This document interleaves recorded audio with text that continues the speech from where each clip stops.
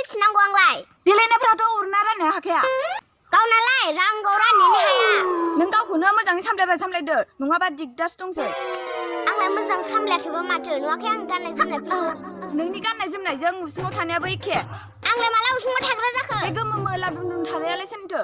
आं जेबो बुजिनो मोनासै सिदा बुङा मानो बे आंनि उसुङाव सोर फाग्लिनि फिसाया खिया मा आंखौ खिदों होननानै दुसिफैदों नों खियाखैबा माथो खियानो नों बायदिथार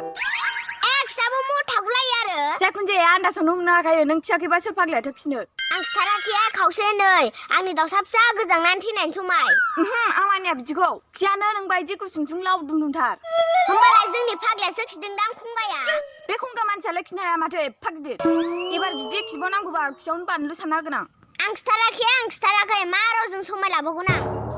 नालेंखर हाथायसाल' एबार बिदि खनसे खिबावनांगौबा खिलाबखौनो सुथेगोन आं